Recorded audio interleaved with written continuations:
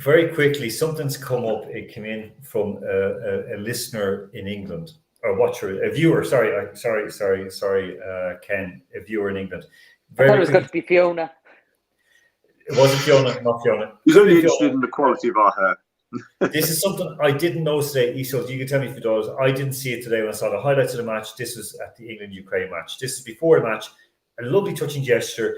Gareth Southgate, of course, is someone who always stands back to a large degree from negative politics. Again, I know a lot of people who watch this are not huge fans of this, but I think as a person, he does quite well and tries to sort of navigate things. In Russia, of course, for the World Cup, he was absolutely brilliant, had huge respect for the man, and he had great time for people, except when he didn't want to answer why Dr. Rob Chakravarty was with the English team. Did that have any influence on the amount of running that they were able to do and their fitness? And of course, we know who he was working with, of course. Mo answers about that. So this popped up today before the match. The Ukrainian and English teams standing together with a flag of peace. Guys, okay with this? Look, I mean, it's a message that anybody with any bone of common sense has to support. Peace is an ultimate end game. Nobody could possibly argue with it. Using sport as a platform for it, personally, I think people miss the point massively when they say you shouldn't mix sport and politics. I actually think you should, because sport is an active platform that gets the most visibility. How peace is achieved, well, that is an entirely different issue. But okay, let me flip this round. What if they hadn't said anything or done anything, made any gesture at all? It is still a gesture. And in itself, on its own, it means absolutely nothing. Just in the same as a One Love armband in Qatar means absolutely nothing if that is all that happens. But I don't think it is just a gesture, because it is so visible. England, as a footballing brand, even, is going to be watched by a lot of countries around the world. Look, what harm is it doing? I mean, look, it's almost doing more harm if you do nothing. Yeah, I would argue. Agree. Isolde? I think it's not I agree entirely with what Andrew said about the importance that you can't de-link politics and sport. As we've discussed repeatedly on the show, there's athletes have such a huge platform that it's really important that they give out a positive message. In this instance, they are not supporting, while they're standing with a team with a flag, the message that's emblazoned there is peace. And that's quite straightforward. And it's one that I think is very important to get out there. We can't start having footballers put out slogans like, similar to what they obviously have, the football says no to racism, and then go, hold on guys, we can't have you saying you want peace. What's next? Like, next thing you're going to be saying you want to feed the hungry. Like, it's a positive message. While they're standing there, it isn't saying go one side or another. It's a message about peace. And I think it's important. And I don't think you're ever going to be in the wrong if the message you're supporting is one that is positive in its intention. This is it. And let's be very, very clear here between us and for our viewers and people listen to us as well. The English players, they could get a kick and they could get like destroyed online over this. They could get a lot of abuse. They could be put on a kill list. Ukrainian players calling for peace could be killed. Make no bones about it. Saying that they want peace is something that is an anathema to a lot of people on all sizes of conflict, who basically either have grievances, they're making money, or they basically have nothing better to do with their lives except just want to see other people suffer. And these guys, many of them, have families on both sides of the border between Ukraine and Russia. Mind them, they have played in Russia. So this, to them, to take a stand like this, I think is hugely brave by Ukrainian footballers. English footballers, I said again, they can be put on this mirror towards the peacemakers list, the one that people have been killed because of. But the Ukrainian players, the amount of that's brave. That for me, Yeah. again, I 100%. could be wrong on this because I'm again always speaking. We said from the very start when we were on air in the radio, saying peace has to break out. They have to start talking. They have to stop shooting. They have to just get around the table and stop fighting. The Ukrainian players are some of the bravest people that I know for doing this, and they would have very real reasons to turn around and act like, for example, Marta Kostyuk does by, faking panic attacks or by getting refusing to play players or shaking hands and storming off court.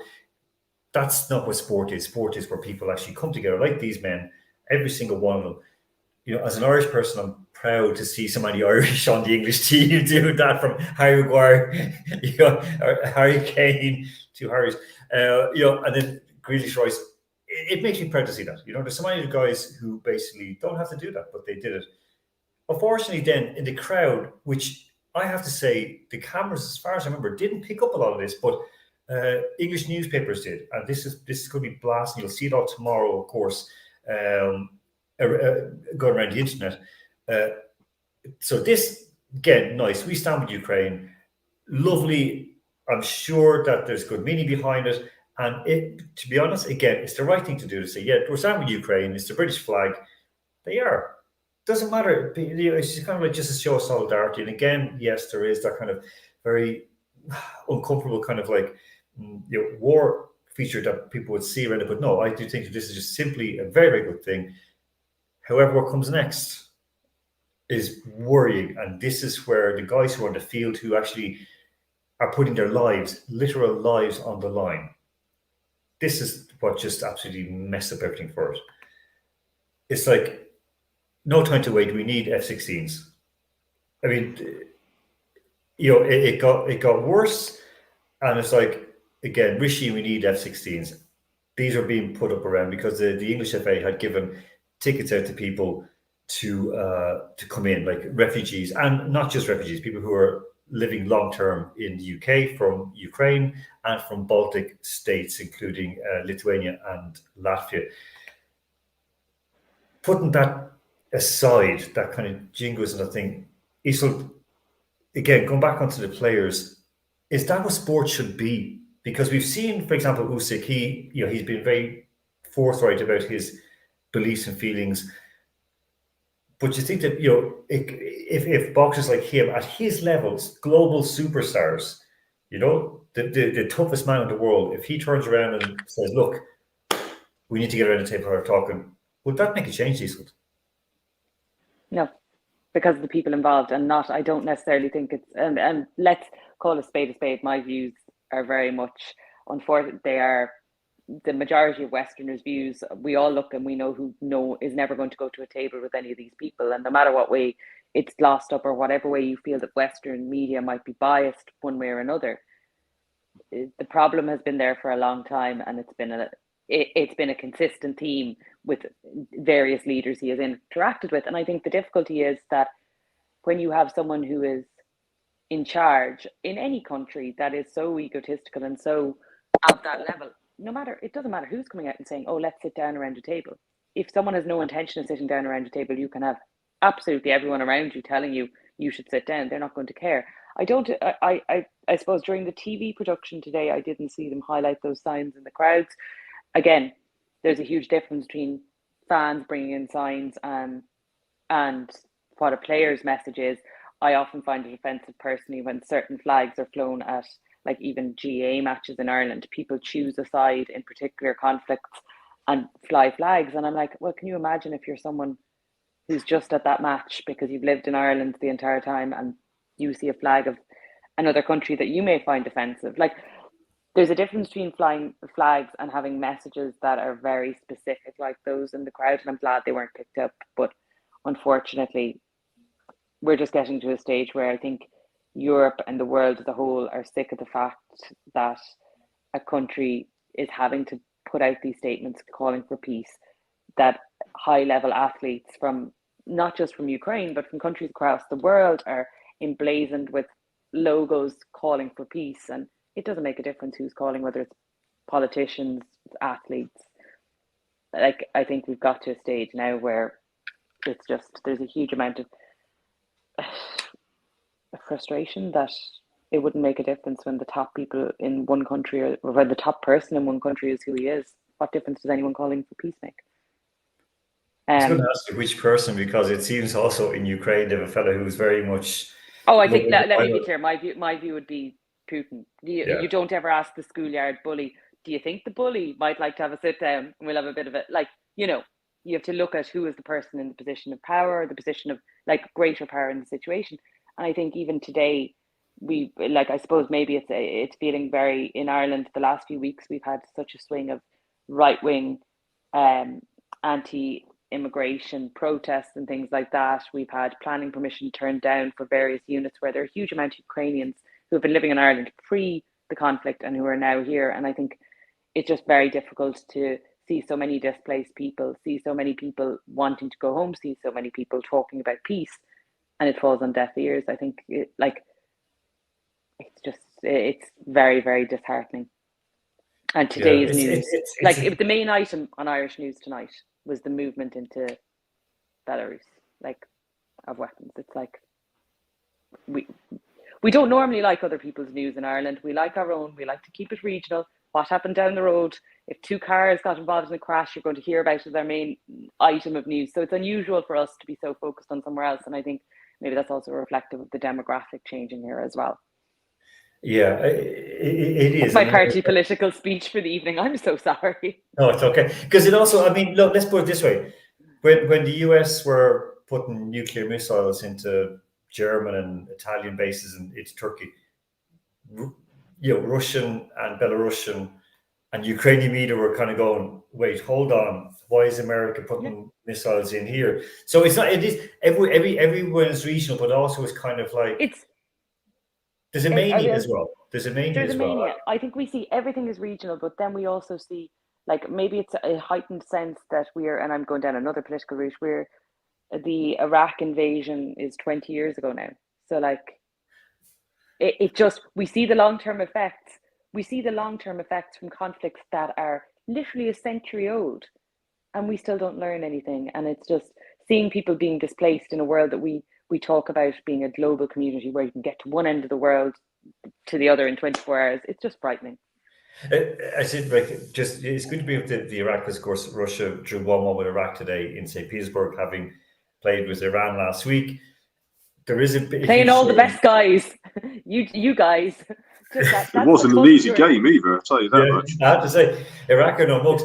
The funny thing about it is, when Xi was in Moscow, the Chinese president, and the weird moment when at the same time he's here, Britain say, we're sending depleted uranium to Ukraine. It's like, oh no, it's like, please. And at the same time as the Iraq anniversary, I'm like, and then the same time as the bombing in Belgrade, I'm thinking, no, what's wrong with these people? You have, you know, the 90s, the early 2000s, and 25, 30 years later, you're still doing the same madness. I agree. It's like, they're all mental. They're all mental, from the White House to the Kremlin. They're just, I don't know. Sorry, Frank, I know, Frank, how are you doing? And even though I've just seen that they're not footballers, or they're not athletes, they're footballers. The first time I see Ukrainian athletes call for peace. Well, I don't know about that, Frank. I don't know. I do know that it's the first massive public one with people such a high profile in such a high profile event. I'm fairly sure Usyk had some sort of, like, over his various fights in Saudi Arabia, he was wandering around with like a peace in Ukraine t-shirt emblazoned on him, because everything Usyk sells, I buy. Yeah. So okay. So go on, Andrew. Sorry. To tie what you've just said, to a point you made earlier, Alan, is that about the bravery of saying things. People must understand that this sounds absolutely mental and counterintuitive, but it is incredibly brave of any Ukrainian of any profile, especially high-profile sports athletes who are the most visible people in the world. There's not, that is the category of people that gets seen by most. To call for peace, that is incredibly dangerous. You've got to remember. Now, this is just simply the state of affairs, this is not me voicing my opinion, this is just the state of affairs. There is a law that has been passed in Ukraine where negotiations under certain conditions are not permitted. Now, for athletes to call for peace, mad as it sounds, that is going against what they are technically allowed to say. That is a bold thing in itself. So, to Frank's point, look, I haven't followed every single Ukrainian athlete. I'm fairly sure some have called for peace. I mean, that would be mad to claim otherwise. But another reason why perhaps it's not been so visible is, look, you can criticize people for all you want, but the simple fact is there are real, very, very real dangers, not just to them, but to their families, to their friends, their loved ones, to make a comment that is not in line with what is deemed permissible or acceptable.